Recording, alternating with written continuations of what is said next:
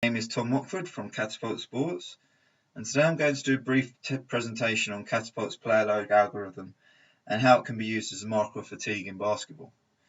Some of this information I'll discuss today comes actually from my own experiences working in professional basketball within the NBA, in Europe, and also at international level.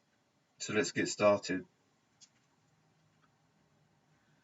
So what are the aims of this presentation? The aim of this presentation is to define what is Catapult PlayerLoad first of all. Why is it important to monitor player load in basketball, and how can it be used for best effect? So understanding what player load thresholds are, identifying and limiting fatigue, correlating this with successful performance outcomes, but essentially it's about how we can be clever with the numbers and use it to our advantage. So what is player load, and more importantly, what is Catapult's player load?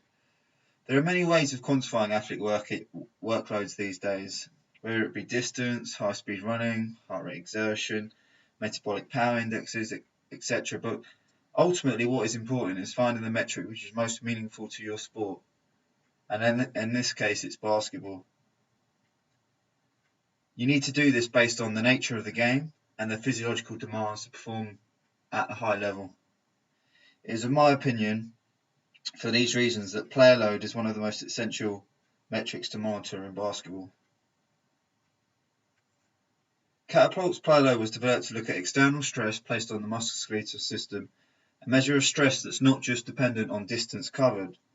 So it's using the accelerometer, one of our inertial sensors in the device, to look at rate of change of acceleration to provide indication of mechanical load on muscles and joints.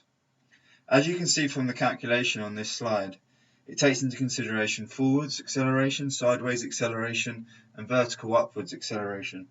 All these movements are taken into account. Obviously, by using an accelerometer at high resolution, you're getting highly sensitive and accurate information.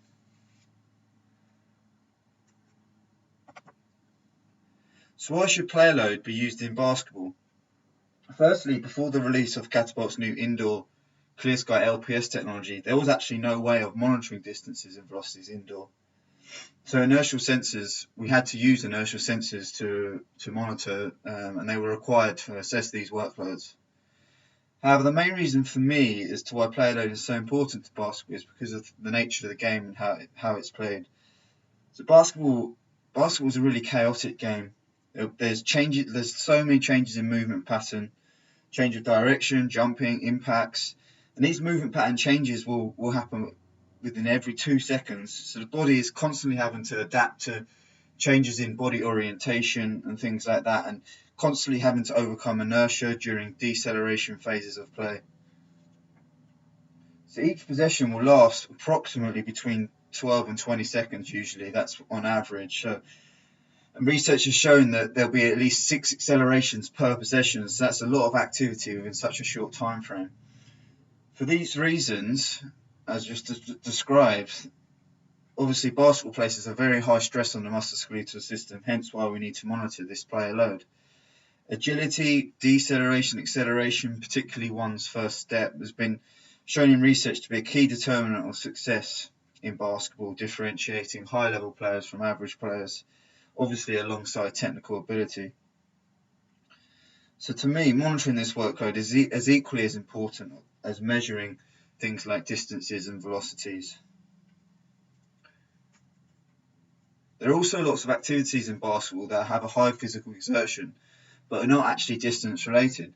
For example, centers fighting for position in a low block against one in each other, vertical jumping for a rebound, for a block. Things like this aren't distance related. So this is why Catapult's player load is so important. For me, actually, distance and player load should work together to quantify stress in basketball. And the unique thing about Catapult's new open field software is that you can generate your own metrics within the software, giving you flexibility to create your own basketball-specific loading parameters. So, for example, I would integrate both distance, coming from our new Clear Sky system, and player load. So what's great about player load in particular is that it is just based on one single figure, which is easy to interpret for coaches, and it can easily be built into periodization models. Based on my experiences in basketball, working with several different teams and several different leagues and ability levels, and both in men's and women's games. Player loads for a game will typically be between 800 and 1200 units, but again, that's very much dependent on the position, league, playing level, etc.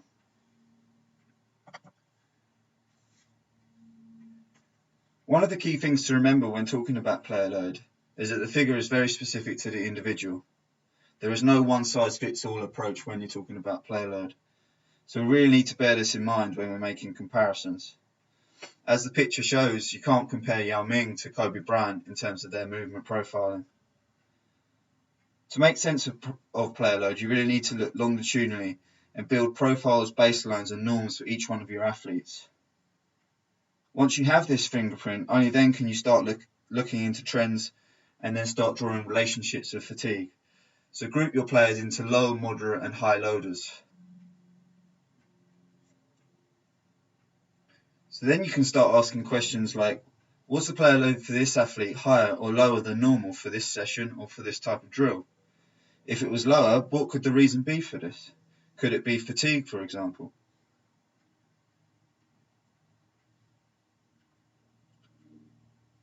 Make things relative also by looking at things like player load per minute. So was his player load per minute score lower than usual? Was this below normal for the time spent operating in high load bands also? Could this be fatigue?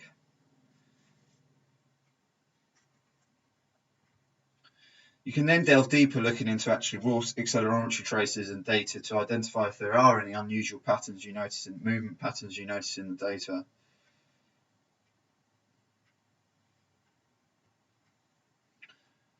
One of the main areas I believe to focus on when using player load is to look at accumulative totals over time.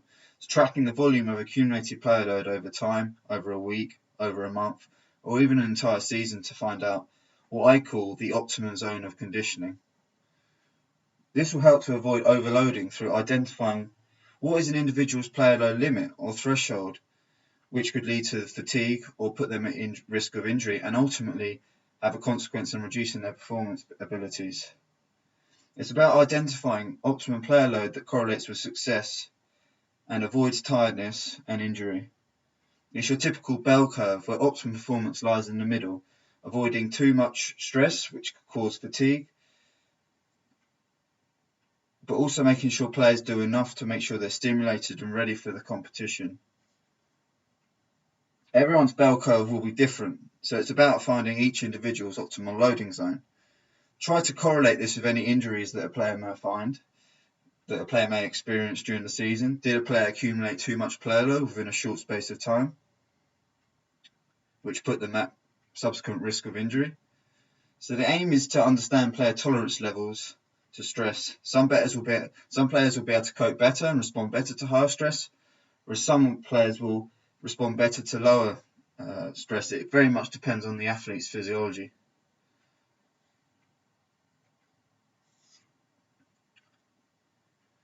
As mentioned earlier, try to correlate also player load numbers with performance outcomes too. Things as simple as starting off with winning or losing.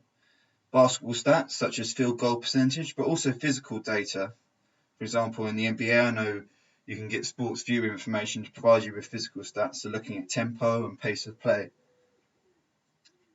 The key thing for me is just doing as much exploration as possible about how you can get the most out of this metric.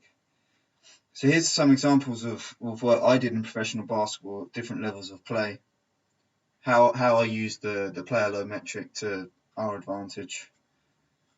So in this particular example, for this particular team I worked with, through exploratory analysis, I found that our best team shooting performance was when we actually hit player load totals on average of 325 units a day before a game and 475 2 days before a game. Now, I'm not saying that this led to the best shooting performance every time in a game. However, there was certainly a relationship, and this was collated over 3 years' worth of data. This can also be done on an individual level also. So take a look at this chart. This is the same kind of work which I just described previously, looking at shooting percentage but also an individual's player load taken from a selection of games the day before a game. The chart shows that his best shooting percentage was when he actually hit a player load of approximately 310 the day before a game. You can identify using our real-time system when a player has reached their optimum target for the day and put actions into place.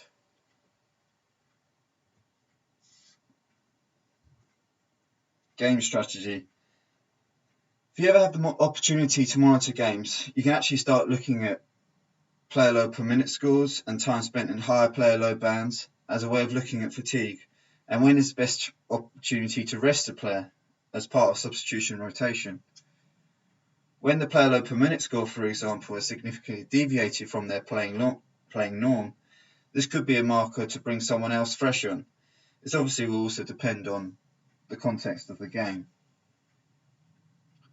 I know, for example, in some leagues now, they're starting to integrate this technology more and more. In the NBA D League, I know you can wear the monitors, and also in exhibition games, so long as it's been approved by officials. We also have different variants of player load, including two-dimensional player load, where any vertical loading is taken out of the equation to look at just forward and lateral stress. This can be useful during defensive drills. We also have player load one dimension for each plane, for example, player load 1D in the vertical plane. This will take a look at all loading movements just upwards in jumping and running. This metric can be particularly useful for looking at fatigue. For example, was the vertical player load lower than what we would expect for this drill? Are they jumping as well? If not, could this be an indication of peripheral muscular fatigue? So that just about wraps up this presentation and has hopefully been helpful in explaining the concepts of player load and how you can apply it to basketball. If you have any questions, more specific, I'll be happy to help. As you can see on the screen, my email is shown there. Please do get in touch. Thank you for listening.